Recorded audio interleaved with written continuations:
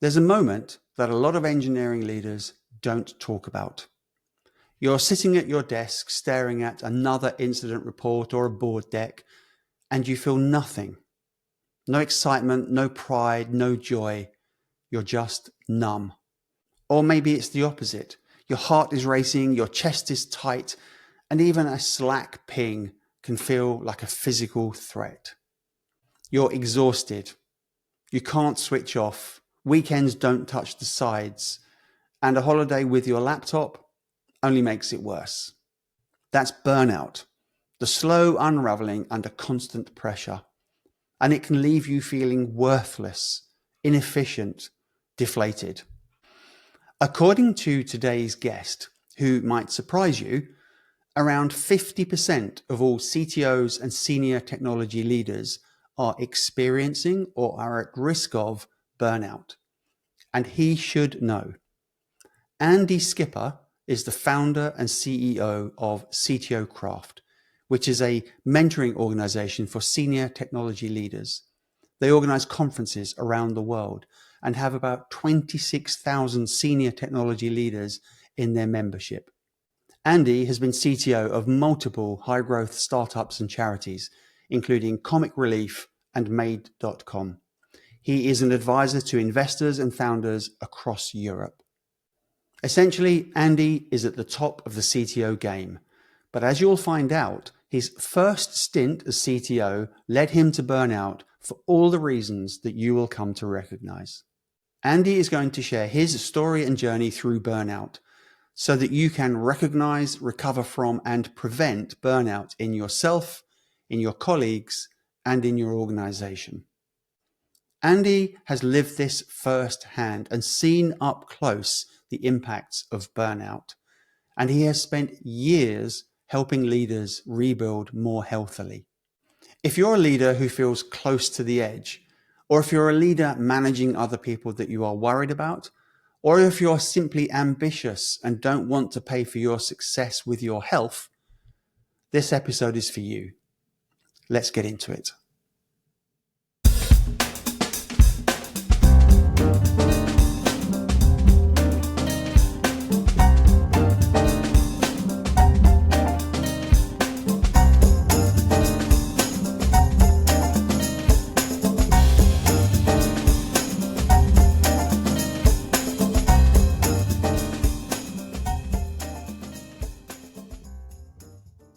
Hello and welcome back to Build Your Edge. And today I'm super excited to have with me Andy Skipper. Andy is the CEO of CTO Craft. He's a bit of an industry megastar and I'm really happy to have him on the show. Today we're going to be talking about burnout and PTSD, and you'll find out why later on. So welcome to the show, Andy. Thank you for being here. Before we kick into the main content of the show, perhaps you can just talk a little bit about what CTO Craft does and what your involvement is. Yeah, for sure. No, it's great to be here. Thanks for inviting me on. But, CTO Craft essentially is a professional network for senior technology leaders, and it was formed around the coaching practice that I had as a CTO coach, which I sort of fell into having been a CTO and then a fractional CTO and then a fractional wartime CTO, coming into companies that were very fractured and needed support. And I found that coaching was the most obvious way for me, for my skill set, to help those companies.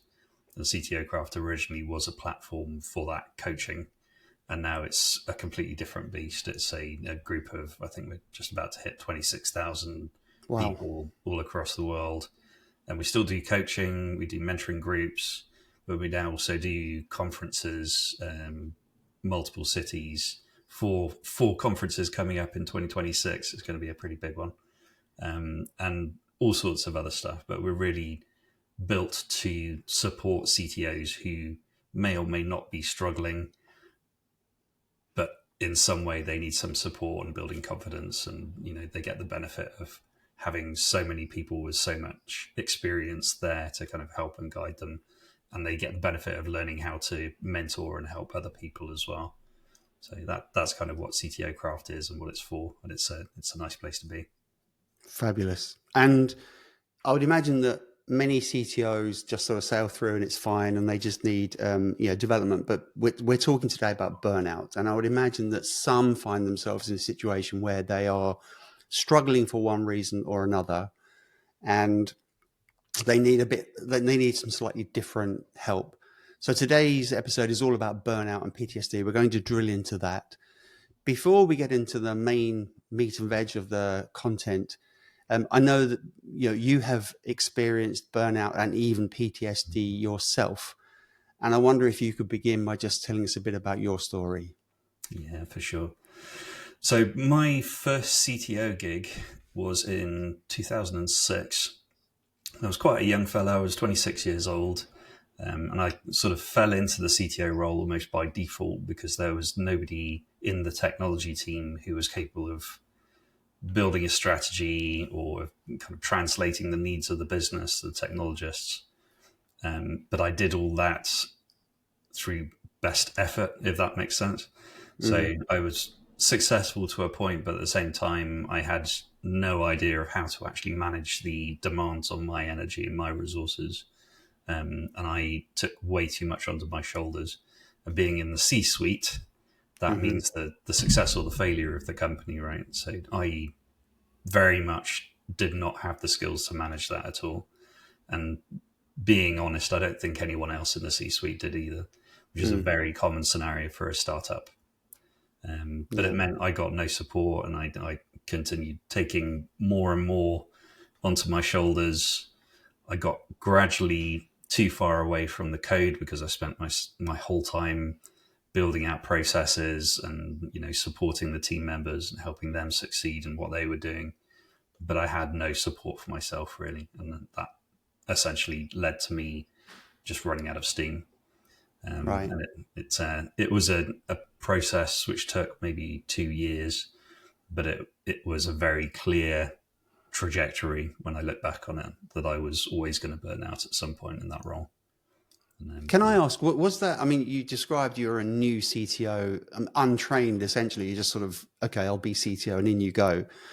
So do you think that the burnout was triggered by almost a lack of skills and not knowing what you're doing? Or was that not the problem, but you were literally just overworking yourself? Both, absolutely. But also I'd say it's not knowing whether what you are doing is the right thing, because there was no point of reference, essentially. I'd never been in a company that had a good CTO or a good technology leader. So a lot of what I was doing was guesswork, right? And not having some way of validating that I was doing the right things. So there's that, plus not having the right skills to build the team and to build the technology and so on. And then just poor energy management and poor personal resource management, basically. Yeah. What did that look like? Were you sort of doing 20-hour days, 7 days a week, or? Yeah, I mean, it wasn't necessarily the amount of time I was spending behind the keyboard, although I was spending quite a lot of time. I did a couple of 72-hour days, which I wouldn't recommend to anyone. No. But it wasn't necessarily that I was working long days all the way through and it just burnt through me. It was more the type of work and the type of challenges and the type of interpersonal and commercial challenges and so on, just the sheer weight of them. There's a term that psychologists use, which is startup trauma.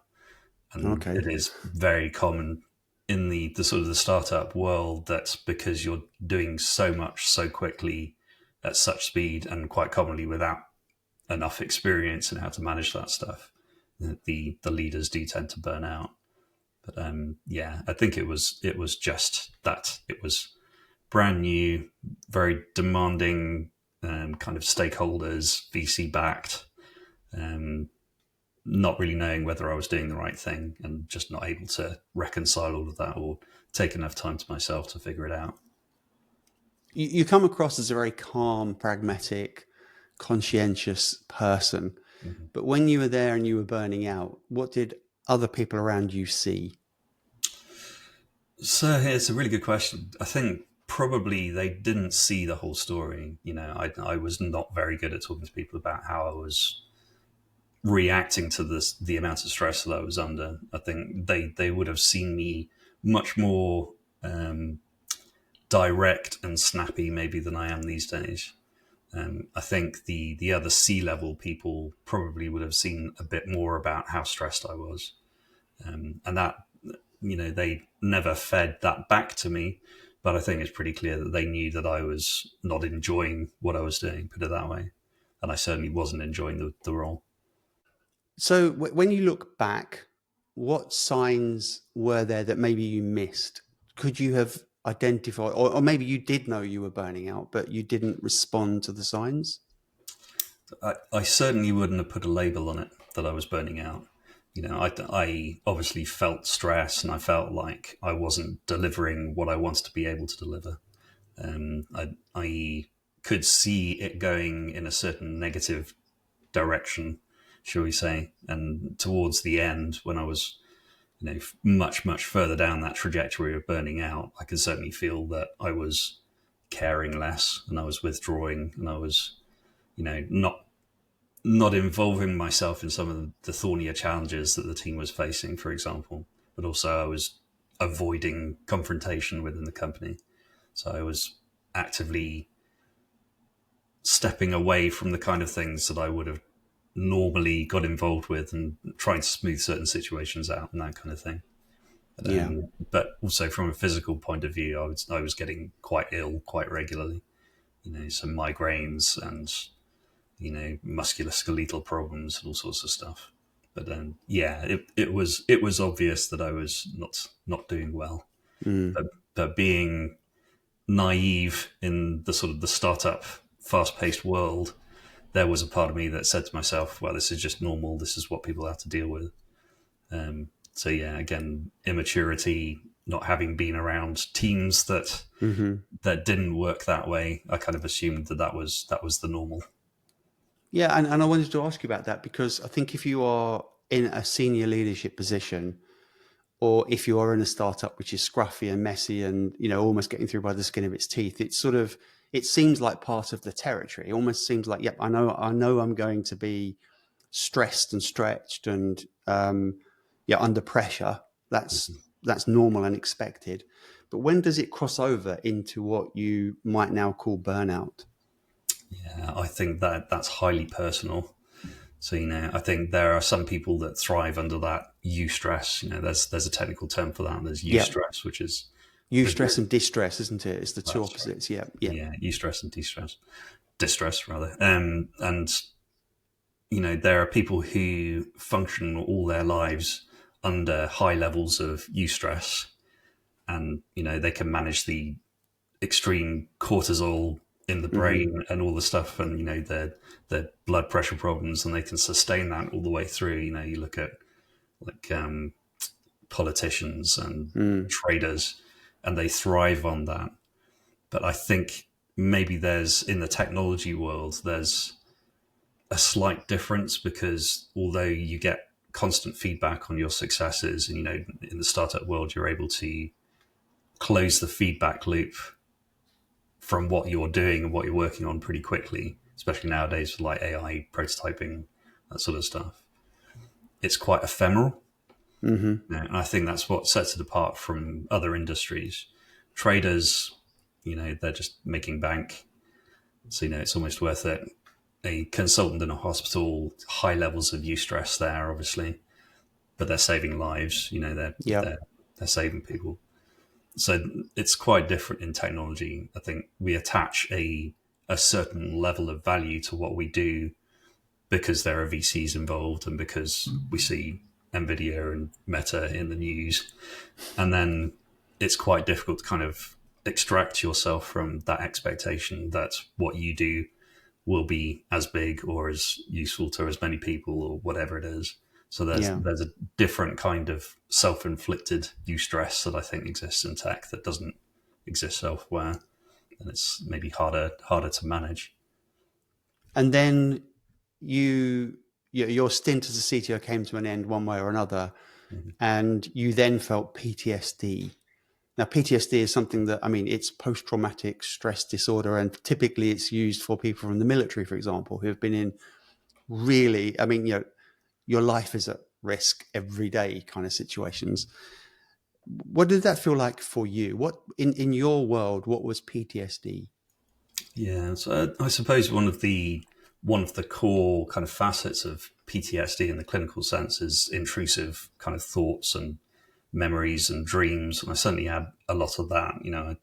I would have dreams where I was completely crashing companies, and people were blaming me for things that had happened, and I'd have dreams about the founders of the company that I'd left, Hmm. and the investors. I, intrusive thoughts when I was speaking to other investors of, these investors will see me the same way because I Yep. left that company under a cloud, et cetera, et cetera. So certainly that kind of stuff lasted maybe a couple of years. Wow. And then, the other kind of more psychiatric stuff like just anxiety and being on edge the whole time and so on, that was Mm. definitely something that was amplified by that burnout. I think I probably had some of that before, being honest, but certainly it was almost like vindication of those worries about myself and my abilities that kind of stuck with me for quite a long time and kept me up at night, and Hmm. spoiled relationships, etc., etc. So that was kind of my experience, and I needed some big wins and some big, reinforcement of my confidence to get me out of that, to get me into the next things that I did. But it was a hard process. When you were in that period of PTSD, did you feel like a failure, or did you look back and say, I don't know what went wrong there because I know I've got the skills and I can't correlate me in that situation? Or did you literally walk away thinking, that's it, I'm a failure, I can't do this, I can't be a CTO? Yeah, absolutely. The year that I spent after leaving that role, I couldn't trust myself with any work. I had a couple of interesting little projects that I did with friends that I thought would turn into startups that didn't really go anywhere, which further reinforced that I was no good at it. But I don't know. I don't think the PTSD lasted a specific length of time. I think there are definitely still elements that point me in directions sometimes that I shouldn't be going. But yeah, I think I certainly came out of that role resentful of having been put into a situation where I was kind of doomed to fail in a way, but mostly resentful of myself, A, for putting myself in that position, allowing myself to put myself in that position, and also for not being able to fix it and make everything right. I was 28 by that point, and Yeah. I thought I should have been able to fix everything. Yeah, still Yeah. young. We're going to move into your four stages of how to handle burnout later on. Mhm. But I'd love to know now. Now, clearly, you've now been a very successful CTO in a number of places, and you actually now run this thing called CTO Craft, right? So, in a sense, you're sort of top dog in the industry. You're now the role model CTO. Um, do you see the same things happening in the CTOs that you meet? Do you sense that there's CTOs out there who are burning out? Yes, yeah, it's very, very widespread, especially in first-time CTOs, and especially in the startup world. I think a big part of that is that it's not as well defined a role as you might think, and it differs very much from company to company, which means it's very difficult for people coming into that role to fully understand what's expected of them and what to expect from themselves. So all they experience is the stress and the rush and the expectations and the stakeholders, all this sort of stuff. And just like me in that role, they don't have the inner or outer support to kind of deal with those things, and they don't have the Mm. resilience. But no, it's very, very widespread. I put it at upwards of 50% of Oh, CTOs wow. who have been through that process of becoming a CTO, especially in startups, are probably burnt out or been quite far down the path before burnout. Mm. Yeah, but from Li- li- Listening to you, it reminds me of a really good book that I've read and listened to by Mo Gawdat called Solve for Happy. It's a phenomenal, his voice is mesmerizing. It's well worth getting the audiobook just to listen to his voice. But he was a very senior technology business leader in Google, similar, kind of a youngish age. He had a couple of some personal circumstances. I think his son was killed in a medical accident, for example, and he became very unhappy. And the big lesson that he said, well, I'm a mathematician. I should be able to solve for this. I should be able to understand why I am unhappy and sort of, map my way out of it.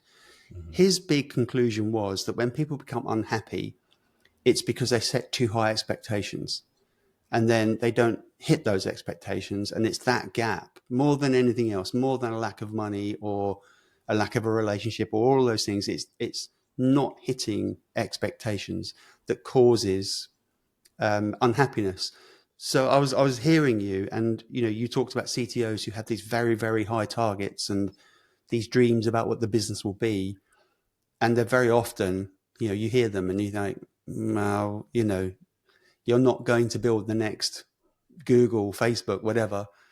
Drop your standards. And do you think that that's possibly what's happening, that people are just not being realistic with their targets? Yeah, I mean, it's such a broad playing field. There are so many reasons why people get into that state. I'd say certainly I totally recognise that in myself and the people I've coached, that they set extraordinarily high standards for themselves that they're never going to reach. In terms of sort of commercial targets in a startup world, what is a commercial target, right? It's a number on a bit of paper which changes constantly, which is also a problem. But there are so many reasons. I think that there is also quite a large correlation between people who are on the autistic spectrum, for example, or people who already have mental health problems. That they find themselves in those positions and they can't math themselves out of it. They can't. I think important to say that a lot of these people, when they come up to a leadership leadership role in technology, they have come up through being a very, very good engineer more often than not. Engineers are self-sufficient and they thrive on solving their own problems. But the kind of problems you have in technology are not the same problems you have when you're a leader of people or a commercial leader or a strategic leader. So, I think that kind of jump from being able to solve all your own problems, people expect to be able to take that and do it in a leadership role, which is not always the case, right? It's basically a career change. I've interviewed quite a few CTOs recently, and there's 3 that I have recently done on different topics, but that same theme has come through, which is moving from being an engineer into a manager or a leader of some sort is not a promotion. It's a complete career switch. And I think a lot of people don't realize that. And therefore you find yourself in this with a whole different set of priorities, procedures, demands, and people just are like fish out of water. And that must contribute to the stress and the burnout. Yeah, absolutely. And also in the startup world, they're doing that usually without any real guardrails around what they're doing as a leader. Yeah. There's typically not a lot of process laid out, especially if you're the first CTO in a company. There's not a lot there to sort of direct you and say, this is what you should be doing. This is how you should be doing it. Yeah. It's all on you to create that, right? That's right. What about when you get a healthy organization with a healthy leader who is, I guess, still at risk of burnout, right? Because I would imagine that most people are at risk of it if they don't manage themselves and their environment correctly. But when you see somebody who's getting it right, what do they display? How do they? Is there anything that they are doing particularly differently that just protects them from dropping into burnout? I don't think anything can protect you from dropping into burnout, to be completely blunt. But I think the people I've seen who've been able to manage it and kind of slow down that inexorable sort of race to completely quitting or completely dropping out, I think most of them have shown a lot of vulnerability. So they've been open both with their leaders, some people they report into, but also with people in their team that they're struggling. And they're quite open about it. And the benefit of that, obviously, is that there's a cascade effect where, the people in their team then see that it's okay to talk about struggling and making mistakes and so on. And, it means they're less likely to fall apart as well.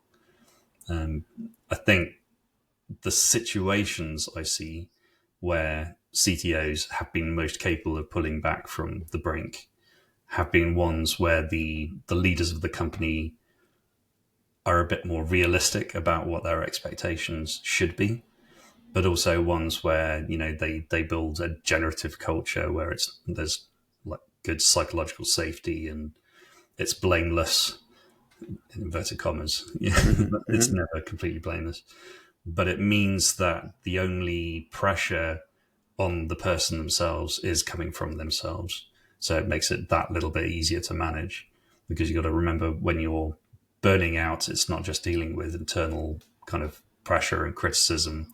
It's usually coming from stakeholders and leaders and VCs and so on at the same time. So yeah. So you mentioned vulnerability. I know we're going to cover this a little bit later on, but I think I'd love to ask you, if you're a CTO and you're in this position of responsibility with a lot of demand and expectation on you, and a lot hinges on what you do, and you recognize that you are burning out, and you go and you maybe talk to your CEO or someone and say, hey, look, I'm burning out. Does that feel like failure? Does that feel like admitting defeat? It depends on the person. It did in my case. It did in my case because I assumed I would be able to fix it myself. Having been, I was only a year and a half away from coding stuff, right? Yeah. So I was used to being able to sort it out, as we said earlier, on my own. Yeah. Okay. So we're going to now go through your 4 stages of recognizing and handling burnout, both from a personal situation. So, you're the person, you're burning out, and people around you may be, and then from an organizational perspective. So your first stage is to recognize it early. How would let's talk about me first of all. I'm burning out. How would I recognize that it's not just busy stress, but actually I'm burning out? Yeah. So aside from the physical effects, getting ill, getting headaches, there are 3 kind of criteria for having burnt out. It's called the Maslow burnout inventory, I think. Okay. Basically, those 3 things are exhaustion, as in physical exhaustion, just being knackered all the time. Yeah. Self-inefficacy. So basically feeling that you're never going to actually perform in some of the projects or the things that you're working on. And then cynicism. And that 3rd one is where I coach most people. So could you just explain what you mean by cynicism? Is it cynical of the business and the company, or is it cynical of yourself? All of the above. Just general cynicism. I don't care anymore, essentially. Okay. Yeah. So in my case, that was the biggest indicator that I noticed. I was just where I'd been very proud of the company I was working in and proud of my position, big ego stroke. I suddenly just stopped caring. And I didn't care about the quality of my work. I didn't care about the success of the company, and I didn't care about my personal relationships. I had reached the end of my ego reserves. I just stopped caring about it. There is a technical term, ego depletion, which is where essentially they presume that you have a certain amount of willpower and ability to talk yourself out of negativity and that sort of stuff. And as you become more and more stressed, as you become more and more exhausted, that ego pool kind of drops and drops. And when you run out, you just stop caring about stuff, basically. And you don't have decision-making powers. You don't have the ability to resolve arguments. You don't have the ability to push back on extra demands on your time. So I think all of that goes hand in hand. But seeing people in my teams who have suddenly become cynical and, not responding well to being asked for stuff, that's an immediate indicator. And it's much easier to spot than the exhaustion or the self-inefficacy, because you don't know what's going on in someone's head. Yeah. You don't know if they're thinking to themselves, God, I'm never going to get this right, unless they tell you, unless they're vulnerable and they tell you. Yeah. And as a leader, um, when you're, I guess, demonstrating that lack of caring and enthusiasm and cynicism, I would imagine that makes it okay for other people around you to also be equally cynical. So it's almost Absolutely. like an infectious disease, right? And that's absolutely right. Yeah. And it can be existential for a business. I've coached founders who have had this happen, where they, either they or their CTO has become burnt out, and it has just cascaded often pretty quickly, in a matter of weeks or months. Mm. And the whole company has just been this mess of people who are just not talking to each other and don't really care. They're just coming in to cash a paycheck and all the Hmm. above. But yeah, it spreads like wildfire. And then if I'm not burning out, I'm okay, but what signs do I look for in other people that I should be worried and sort of, tap them on the shoulder or do something and say, are you okay? So cynicism, as I say, it's the first thing I always look at. Are they becoming snappy? Are they pushing back on demands on their time? It can also be quite easy to spot when someone is exhausted. They arrive late for things, or they can't really get their thoughts together when they're in meetings, that kind of Hmm. stuff. So those are the things I typically look out for first of all. But cynicism is the easiest thing to spot out of those three, for sure. Cool. So we can now begin to recognize that somebody is burning out or that I am burning out. Stage two is immediate steps. So I reached this point where I thought, wow, I'm burning out. What's the first thing, sort of 24 to 48 hours, immediate. What are the first things that I should do? Talk to people. So the immediate thing you should do is share it. In my opinion, that's typically what I advise people to do. They need to talk to the people that it will affect, but also the people who are affecting the level of burnout that they're facing. And it might be that they need to take time away. It might not, but at the very least, they need to communicate about it. They need to make sure other people know, because those people might be able to help, Hmm. might be able to just understand a little bit more. But also, as we said earlier on, if you open up about this stuff, then it shows to the rest of the team and the rest of the company that it's okay to talk about this stuff, which is super, super important. But Yeah, I'd imagine if you're at that low ebb and you're feeling worthless and inefficient and all of the things that you've described, and I've been there as well. I've been there. I recognize exactly what you're saying. There is a fear, isn't there, that if you put your hand up and say, "Look, I'm not being efficient. I'm not operating as I normally do. I'm not feeling good." Because of your ego depletion that you talked about, you're so low, you just assume they're going to say, well, off you go, we'll find somebody else. And does that not prevent you from coming forward? Yeah, that risk, that fear of failure. yeah, it does in a lot of people's cases. Where the burnout leads to them having to disappear and then take a lot of time to reconnect themselves in a way. That's typically what's happened. They just haven't had the confidence that they could talk to the right people about it. And sometimes they talk to the wrong people about it, and they Yeah. don't help. So those people certainly exist as well. But Right.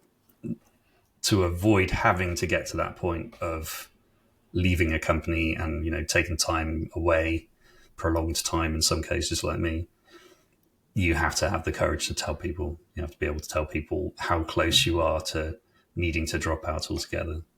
Yeah. So I understand that a person can recognize that they are burning out, or somebody can tap them on the shoulder and help them understand they're burning out, and that person can begin to process it. What can the organization do? Because maybe it's cultural or systemic. It's something in the organization. Everyone is burning out because of the way it's set up. What can what can a CEO, for example, do to say, "Wow, all of my people are burning out, and this is not healthy"? What can they do in that first 24 to 48 hours? That's really tough. I don't think there is enough they can do in 24 to 48 hours to kind of stem that, other than stand up and explain to everyone that they recognize that it's happening. So at least people understand that it's a known problem, and hopefully there is enough trust left in the team that they trust the founder or the CEO to kind of fix things. But that's a really difficult one. But over a longer period of time, building that trust, building that culture of psychological safety, it's what's the word I'm looking for? Displaying vulnerability and giving them an example of how you would come forward about feeling some of these things. Those are really important for a founder, I think, or a CEO or a CTO or anyone. You have to kind of pave the way and show them how it's done. And how do they? Let's just say that there's a CTO who comes forward and says, "I'm burning out. I need time out." So they go off for a period of time. We don't know how long it's going to be, but they do that on a Wednesday, and on the Thursday morning they're not there.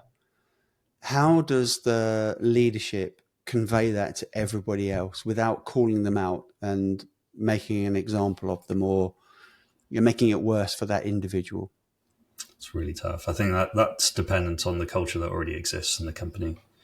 If it's already a generative environment where people talk about stuff like mental health and psychological safety and burnout, then I think it's reasonable to say, look, Andy's had a really bad time over the last few months. He needs some time away to take care of himself, but then he's going to come back, and he's looking forward to coming back and continuing the good fight.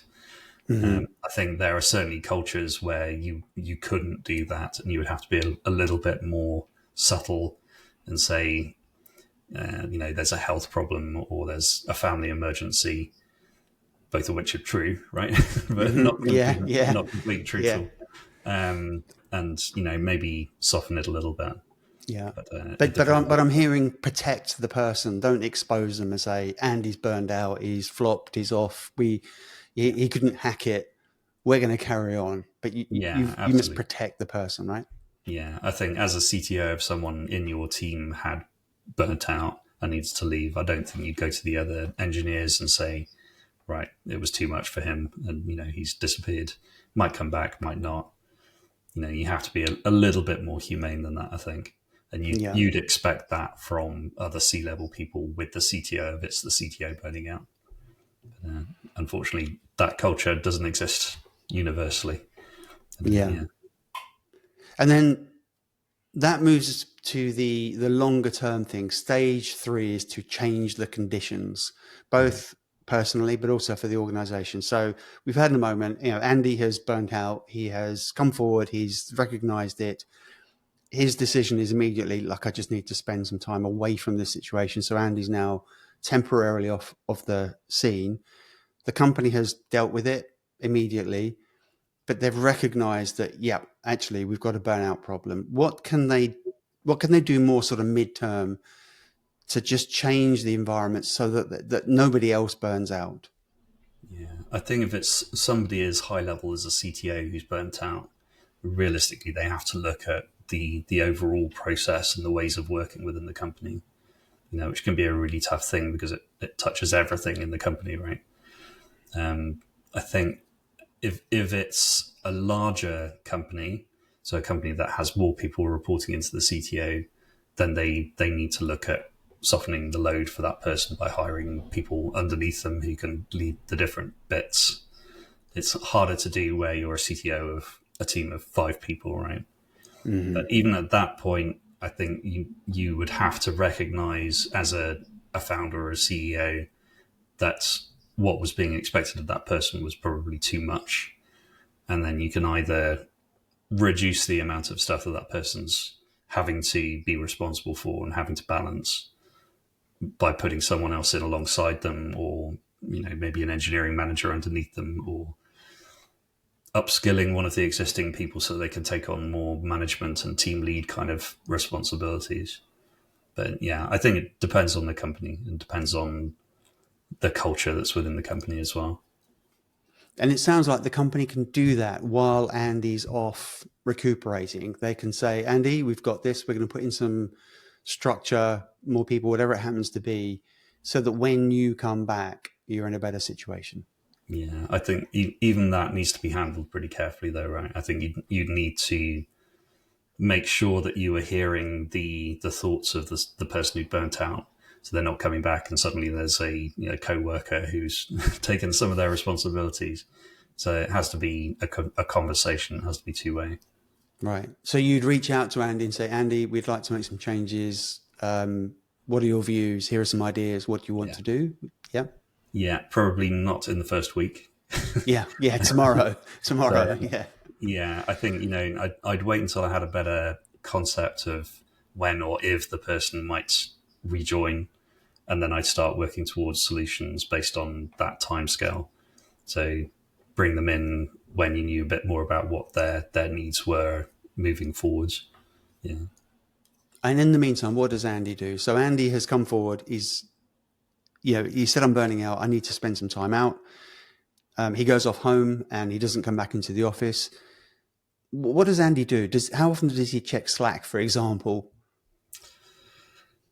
It's a really good question. And again, I think it's really personal. There are people that I've worked with who had burnt out and had left their company who immediately just switched off, which I think is perfectly reasonable. I think that's a totally fine thing to do. And there are people who kind of half switched off. It's the kind of people who go on holiday and take their phone and their laptop with them, right? There's just no way of leaving it. Mm-hmm. And those people that I've worked with who've done that kind of thing, they found it very difficult to sort of switch off completely, which is kind of a necessity for recovering from this kind of thing. I don't think there's a hard and fast rule in terms of whether they should be doing work stuff or not. But I always advise people to at least take some time off where they're not thinking about work or demands on them or anything like that. When I burnt out, I spent the first 3 months panicking, thinking about work, but not really able to do anything about it. And then the next 3 months reading books in the bath. Mm-hmm. So, and that I kind of imposed that on myself because I knew that the worry of trying to find work and figuring out where I fit back into things just wasn't helping. It wasn't making things better. So, yeah, that's basically where I ended up. So it's quite personal, but the more that you can switch off and walk away.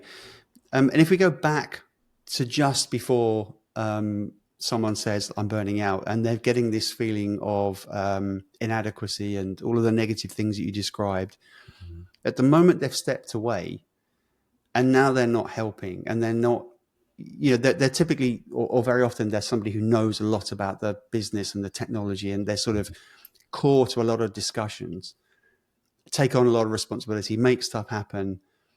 And now they're not there plugging that gap. That must feel pretty bad for that person. They must feel, it almost must amplify the sense of lack of achievement and delivery.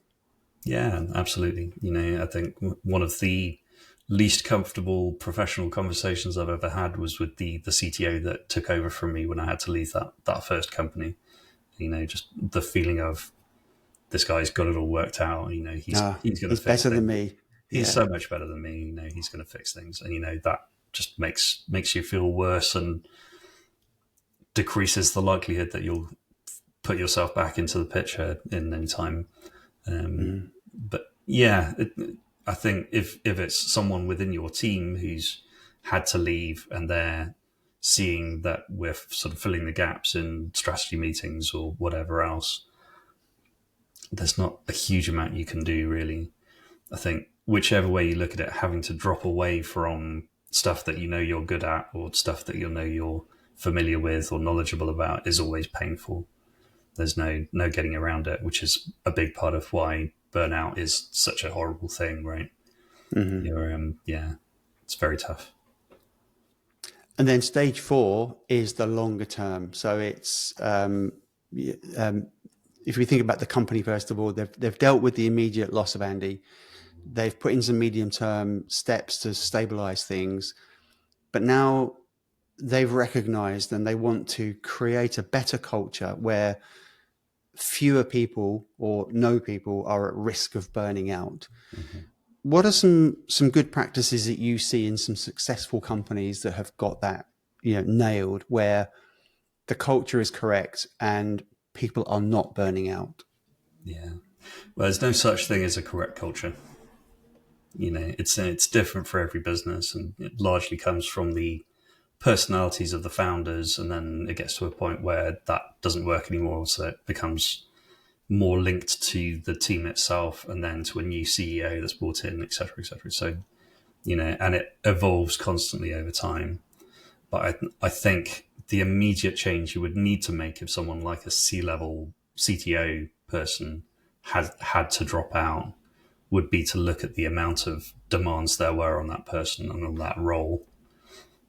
Being realistic about how much an individual could take on in terms of, energy demands and uh, personal demands and project demands and so on and so forth. So that's not always an easy thing to do, especially in a startup, because it's ever changing, right? It's a constant state of flux. But at the very least, by looking at how much was on that person, you can say, okay, how valuable was all this stuff? Yeah. Was it worthwhile burning this person out over project X or process Y or whatever it is? So I think for C-level people, you have to kind of look at it at that kind of stage. I think if it's somebody within your team, then it's much more about how open they were to talk about how they were feeling about stuff. If you find out so late, or you're not able to make changes so late that they have actually left the company because they've burnt out, then you have to look at why it wasn't picked up.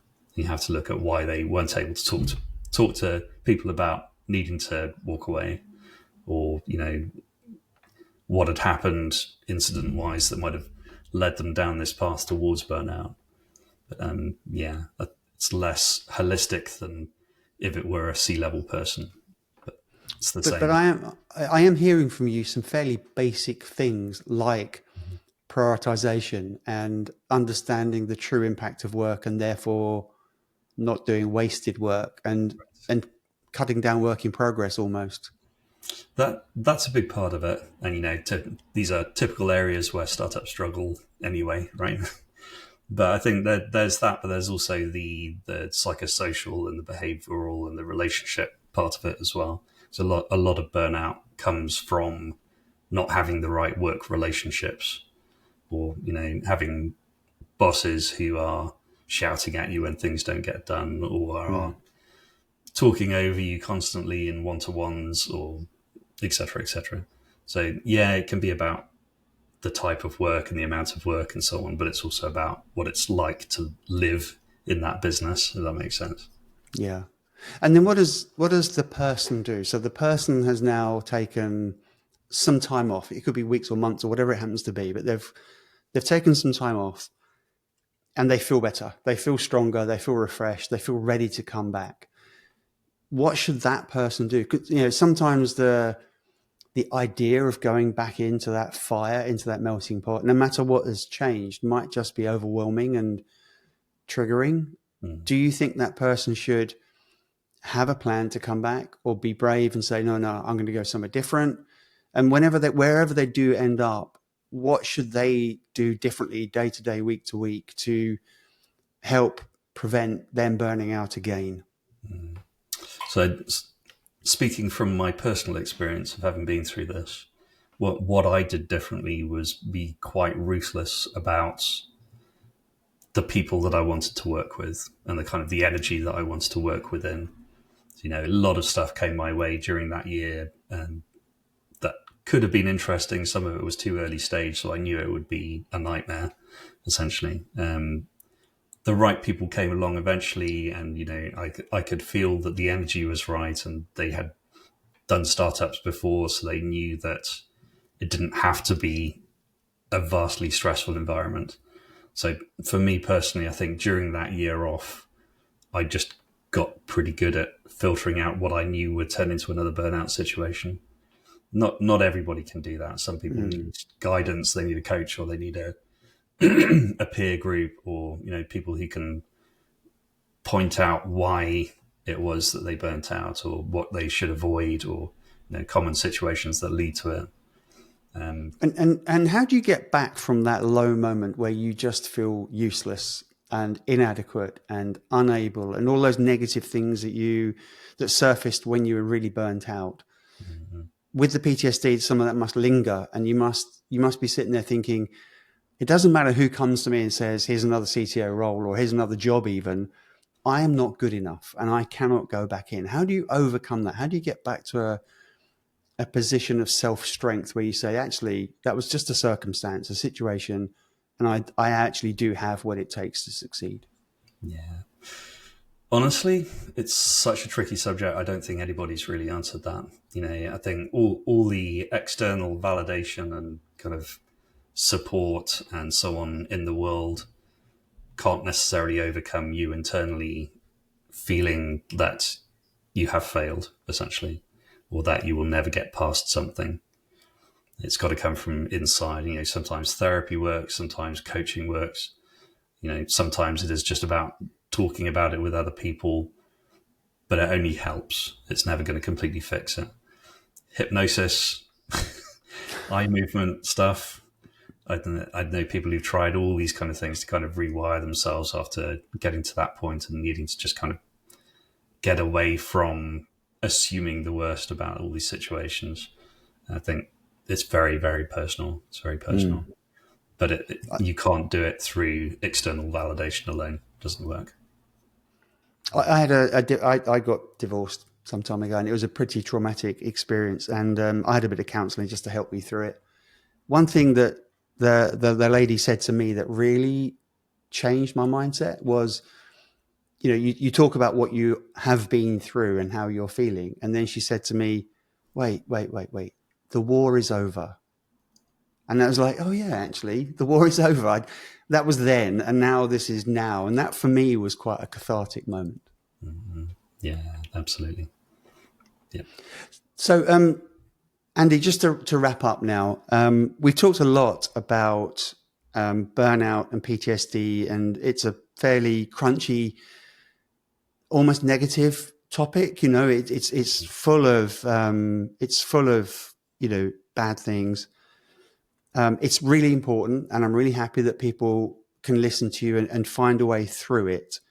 But I do just want to pause and look at the ideal. So if an organization is aware of this, if they're set up in the best possible way so that they're getting the best out of everybody, not the most, and people are not burning out, what does that feel like? Why is that company going to be more successful than one that is constantly burning through people? Yeah, it's a really good question.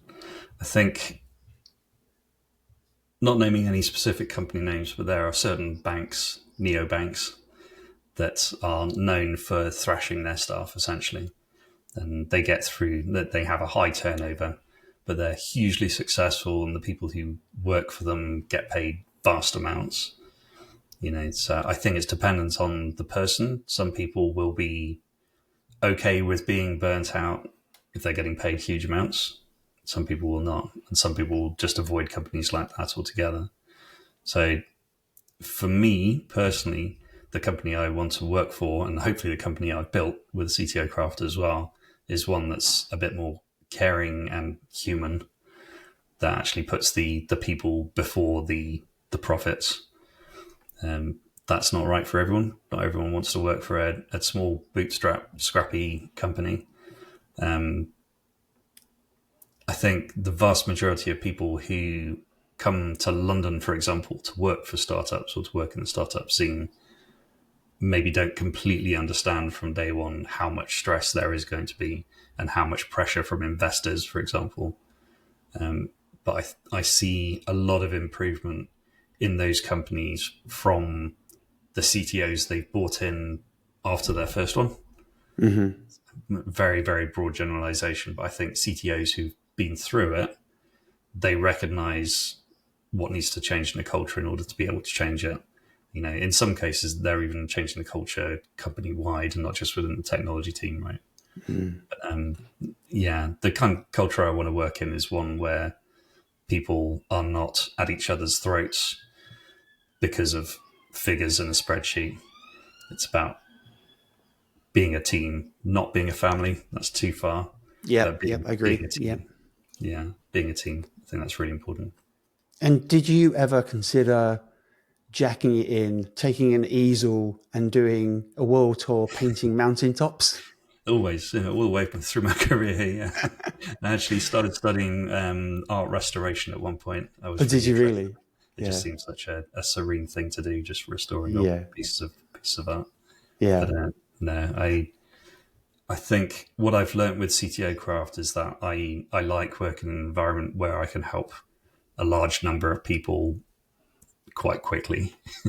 Yeah. The coaching part of what I used to do has always been the most enjoyable part of what I did as a CTO as well. And so I'm enjoying working with such a large group and being able to create stuff that supports them, and working with them on an individual basis as well. It's been great, really enjoying it. Let me tell you that you have that reputation. I was super happy when we connected and had the opportunity to do this chat today. You've definitely got that reputation. So thank you for doing what you do. And one final question for you. So if someone's listening to this and they recognize it and they're thinking, oh, yeah, I'm a bit burning out. What's the one thing they should do immediately? Talk to someone, whether it's a parent or a best mate, or it's another CTO. If you've got a mentor, go and chat with them, but talk to someone. You can't fix it all on your own. It doesn't work that way. Brilliant advice. Thank you, Andy. Thank you so much indeed for coming on the show today. And thank you more than anything for your vulnerability. When we connected, as with every guest, we get together and say, oh, what could you talk about? And straight away you said, I want to talk about burnout and PTSD. And I was like, really? Andy Skipper of CTO Craft. And when you and me talked about what we would talk about in this episode, you just opened up and told me all about it. And I think that is incredibly brave and incredibly strong. And I really hope that anybody who's watching or listening to this, who is thinking about, recognizing it and thinking, I really need to do something about this, gets strength and courage from you that they actually can go now and talk to somebody. And I guess if they're a member of CTO Craft, there'd be somebody in the organization they can, connect with and talk to. Okay. So thank you so much indeed, Andy, for bringing this up. I'm surprised that you say there's about 50% of CTOs and senior leaders burning out or at risk of burning out. So this is not a kind of Andy Skipper thing. This is a very, very broad topic. So thank you so much indeed. No worries at all. No, good to be on. Thank you. And if you're watching and you're listening, Andy's left behind a very simple set of steps that you can just run through to help you if you think you're burning out, to help you identify it in your colleagues and your peers, or if you're running an organization, how to recognize it and how to prevent it and create a better workplace so that ultimately you become more successful. So you can get that at buildyouredge.org/downloads. Thank you again, Andy. Thank you for watching. Thank you for listening, and we'll see you next time.